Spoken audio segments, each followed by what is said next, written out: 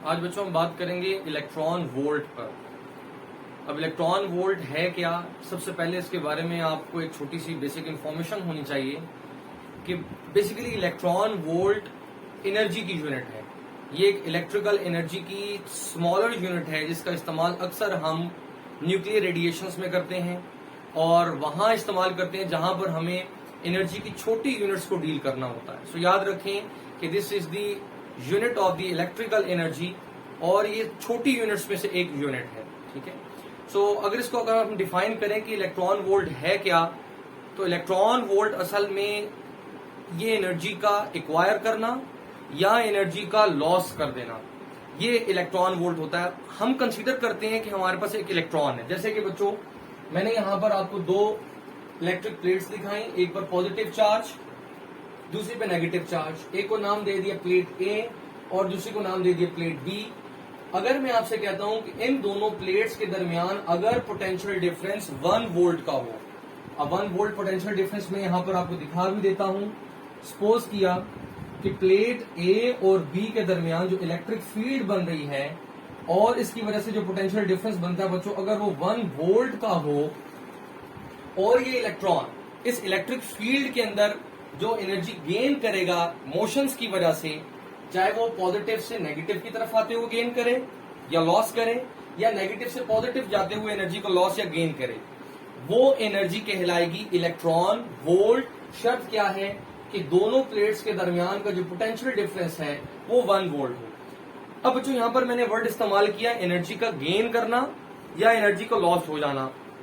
ये कब मुमकिन होगा? हमने कल एक बात पढ़ी थी, हमने लास्ट टॉपिक में एक बात डिस्कस की है, वो ये कि जब चार्ज अपनी फील्ड की डायरेक्शन में मूव होने लग जाए तो वो काइनेटिक एनर्जी गेन करता है। राइट? जब कभी भी कोई चार्ज इलेक्ट्रिक फील्ड की डायरेक्शन में खुद ब खुद मूव होने लग जाए तो वो काइनेटिक एनर्जी गेन करता है। तो क्या होगा कि जब वो काइनेटिक एनर्जी गेन करेगा तो पोटेंशियल एनर्जी को लॉस कर देगा।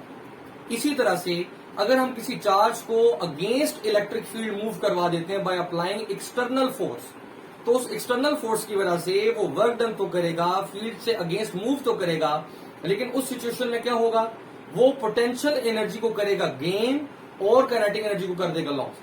तो अब इलेक्ट्रॉन पे जरा बात करते हैं, क्योंकि बच्चों इलेक्ट्रॉन पर चार्ज है नेगेटिव। इलेक्ट्रॉन एक नेगेटिव चार्ज पार्टिकल है, ये हमेशा चाहेगा कि ये मूव करे टुवर्ड्स पॉजिटिव प्लेट। तो क्या हुआ कि ये खुद ब खुद मूव करना चाहता है टुवर्ड्स पॉजिटिव प्लेट। अगर ये मूव करेगा पॉजिटिव प्लेट की तरफ तो काइनेटिक एनर्जी को करेगा गेन, काइनेटिक एनर्जी का आएगा गेन। ये बात हमने पहले भी डिस्कस की कि अगर वो फील्ड की वजह से खुद ब खुद मूव होते हुए जा रहा है, क्योंकि एक नेगेटिव चार्ज पार्टिकल है, ये खुद ब खुद वहां पर मूव होते हुए जा रहा है, तो क्या होगा कि ये गेन कर लेगा काइनेटिक एनर्जी को। लेकिन इस चार्ज को फील्ड की डायरेक्शन में मूव करवाने के लिए हमें चाहिए एक्सटर्नल फोर्स, क्योंकि ये चार्ज, ये इलेक्ट्रॉन जो कि नेगेटिव है, ये कभी भी नेगेटिव प्लेट पार्टिकल्स के पास, चार्ज के पास खुद नहीं आ सकता। तो क्या होगा, इस पे हमें अप्लाई करना पड़ती है एक एक्सटर्नल फोर्स, ताकि हम इसको लेके आ सकें towards the plate of negative charges, जिनकी नेचर, चार्ज की नेचर इलेक्ट्रॉन के चार्ज नेचर से एक जैसी है, मिलती है, दोनों ही नेगेटिव है। तो क्या होगा, एक्सटर्नल फोर्स की वजह से जब हम मूव करवा कर लाएंगे तो यहां पर आएगा पोटेंशियल एनर्जी का गेन। तो हमने गेन की तो बात कर ली, अब लॉस जो है वो साथ हमारे जहन में होगा, रहना चाहिए कि जहां काइनेटिक एनर्जी का गेन आता है वहां पोटेंशियल एनर्जी का लॉस हो जाता है, और बच्चों जहां पर पोटेंशियल एनर्जी का गेन आता है वहां पर काइनेटिक एनर्जी का लॉस आ जाता है। तो क्या हुआ कि अगर ये इलेक्ट्रॉन जिसकी हम बात करना चाहते हैं इस फील्ड के अंदर, अगर ये खुद ब खुद मूव करता है towards positive plate due to the attraction from the positive plate, तो यहां आएगा काइनेटिक एनर्जी का गेन और होगा पोटेंशियल एनर्जी का लॉस। और अगर हम इस पे एक्सटर्नल फोर्स अप्लाई करके इसको मूव करवाते हैं टुवर्ड्स नेगेटिव प्लेट, तो यहां आएगा पोटेंशियल एनर्जी का गेन और आएगा लॉस काइनेटिक एनर्जी का।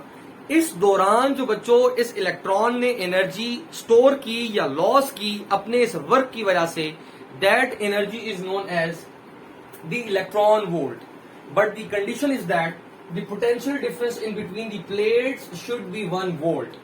तो हम इसको प्रॉपर्ली डिफाइन कैसे करेंगे बच्चों, the energy gain or lost by an electron when it is displaced in between the 2 points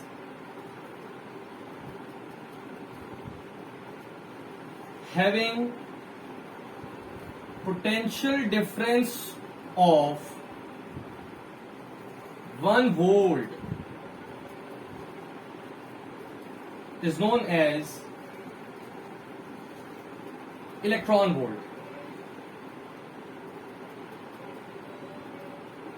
अब मैथमेटिकली इसका रिलेशन कैसे लिखा जा सकता है, हमने लास्ट टॉपिक में पोटेंशियल डिफरेंस की बात की थी। पोटेंशियल डिफरेंस वाले एक्सप्रेशन को यूज करते हुए हम लॉस और गेन की बात करेंगे।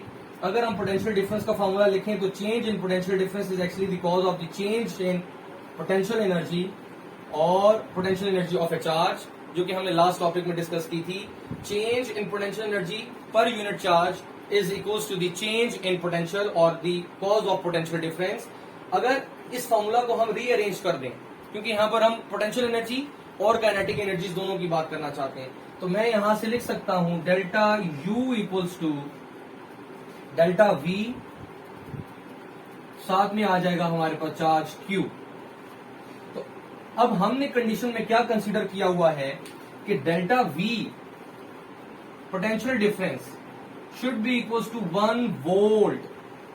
और बच्चों क्यू तो चार्ज है, और हमने वो कौन सा चार्ज यहां पर कंसीडर किया हुआ, नेगेटिव, यानी एक इलेक्ट्रॉन है। तो क्यू इक्वल्स टू इलेक्ट्रॉन, और इलेक्ट्रॉन का अगर हम यहां पर चार्ज लिखें तो चार्ज हमारे पास आता है बच्चों 1.6 इंटू 10⁻⁻19 कूलोम। ये एक इलेक्ट्रॉन का चार्ज है। अब अगर हम इस इक्वेशन में इन वैल्यूज को पुट कर दें तो हम देख लेंगे कि हमारे पास पोटेंशियल एनर्जी का कितना गेन आ रहा है। यहां पर बच्चों इस इक्वेशन के मुताबिक पोटेंशियल एनर्जी का होगा गेन और काइनेटिक एनर्जी का होगा लॉस। ये कब मुमकिन है कि जब ये इलेक्ट्रॉन मूव करेगा टुवर्ड्स नेगेटिव प्लेट्स, ये नेगेटिव प्लेट्स की तरफ मूव कर रहा है, तो यहां पर गेन आ गया काइनेटिक एनर्जी का, गेन आ गया इन पोटेंशियल एनर्जी, और लॉस आ जाएगा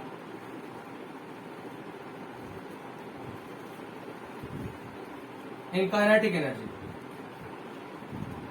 ये इक्वेशन शो करती है gain in potential and loss in kinetic energy. अगर हम वैल्यूज को पुट कर दें तो हमारे पास जो इक्वेशन बनती है इस साइड पर उसको लिखकर हम कंप्लीट करते हैं। Now delta U equals to 1 into 1 volt है तो 1 बी इंटू 1.6 इंटू 10⁻⁻19 कूलोम। और बच्चों अगर हम वोल्ट को कूलम के साथ मल्टीप्लाई कर दें तो ये हमारे पास वर्क की यूनिट बन जाती है, एनर्जी की यूनिट बन जाती है, यानी ये जूल बन जाएगा। तो हम यहां लिख सकेंगे delta U gain in potential energy equals to 1.6 into 10⁻⁻19 joules. So this is also known as 1 electron volt. इसे हम कहते हैं 1 इलेक्ट्रॉन वोल्ट है, और यही चीज मैं ऊपर लिखकर भी दिखा रहा हूं। मैं इसको ऐसे भी लिख सकता हूं 1 इलेक्ट्रॉन वोल्ट और इक्वल्स टू 1.6 इंटू 10⁻⁻19 जूल्स। ये हमारे पास बच्चों 1 इलेक्ट्रॉन वोल्ट एनर्जी आ गई जब हमने एक इलेक्ट्रॉन को नेगेटिव प्लेट्स की तरफ मूव करवाते हुए उसके अंदर पोटेंशियल एनर्जी का गेन लाया और काइनेटिक एनर्जी का लॉस हुआ उसकी वजह से। और अगर हम बात करते हैं काइनेटिक एनर्जी के गेन की, अब वो कब गेन आएगा, अगर हम इस इलेक्ट्रॉन को फ्रीली छोड़ दें, इस पे हम कोई एक्सटर्नल फोर्स अप्लाई ना करें, तो क्या होगा कि ये इलेक्ट्रॉन फ्रीली मूव करते करते चला जाएगा टुवर्ड्स पॉजिटिव प्लेट और ये गेन करेगा काइनेटिक एनर्जी को। यहां काइनेटिक एनर्जी का तो आएगा गेन, लेकिन पोटेंशियल एनर्जी का इस बार हो जाना है बच्चों लॉस। तो क्या लिखा जा सकता है, फॉर काइनेटिक एनर्जी अगर हम इसको लिख दें तो हमारे एक्सप्रेशन में फॉर्मूला में सिर्फ एक चेंज आएगा, the change in kinetic energy equals to delta V into Q. सिर्फ और सिर्फ हमारे पास यहां पर एनर्जी की नेचर बदल गई, टाइप बदल गई। पहले हमारे पास डेल्टा यू यानी पोटेंशियल एनर्जी होती थी, इस बार डेल्टा काइनेटिक एनर्जी आ गई क्योंकि इसका गेन आ रहा है। तो हम क्या करेंगे, उसी तरह से साथ लिख देते हैं। इस केस में क्या हो रहा है, gain in kinetic energy and loss in potential energy. Potential energy का लॉस यहां पर हो रहा है। और अगेन कंडीशन वही है कि डेल्टा वी हमारे पास है 1 वोल्ट, ये कंडीशन हमेशा 1 वोल्ट रहेगी। चार्ज अभी भी जो हमारे पास है वो इलेक्ट्रॉनिक है और इसकी वैल्यू होती है 1.6 इंटू 10⁻⁻19 कूलॉम।